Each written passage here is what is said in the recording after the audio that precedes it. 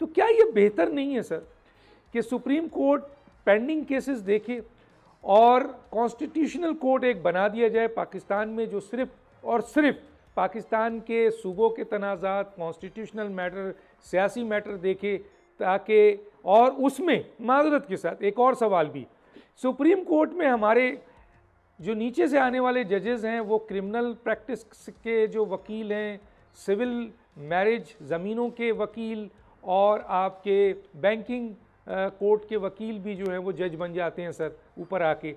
तो वो कॉन्स्टिट्यूशनल आला अदालतों में आके वो कॉन्स्टिट्यूशनल मैटर को डील करते हैं। और देखने में आया इसकी बुनियाद पर कई केसेस ऐसे हैं जिनके मावराए आइन फैसले आए हैं और हम मुंतखब वज़ीर आज़म को फांसी भी दे देते हैं, हम मुंतखब वज़ीर आज़म को 1 मिनट खड़ा करके उसकी छुट्टी कर देते हैं, हम मुंतखब वज़ीर आज़म को 62(1)(f) पे निकाल देते हैं, हम 63(a) का गैर आइनी फ़ैसला देते हैं, हम 8 रुकनी बेंच होने के बावजूद आपके पार्टी है ही नहीं PTI, हम एक ऐसा फ़ैसला दे देते हैं जो 51 को भी क्लैश करता है, आर्टिकल 106 को भी करता है, 63 को।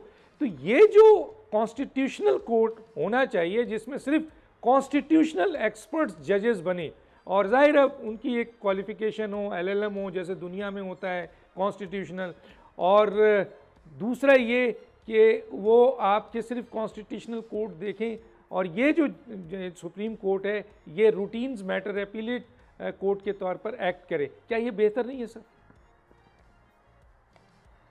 देखिए डॉक्टर साहब, जो मैं समझता हूँ अगर आप हर सूबे में कोर्ट ऑफ अपील बना देंगे तो उस सूबे के साइल को इस्लामाबाद आने की ज़रूरत नहीं रहेगी।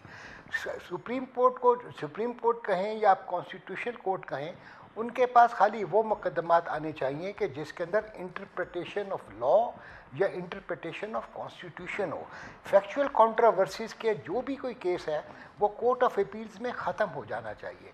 अगर ये चीज़ें होंगी तो ऑटोमेटिकली चाहे आप उसका नाम सुप्रीम कोर्ट रखें या कॉन्स्टिट्यूशन कोर्ट रखें, उसके उनके पास मुकदमात कम होते चले जाएंगे, क्योंकि कोर्ट ऑफ अपील्स को आपने फाइनल कर देना है।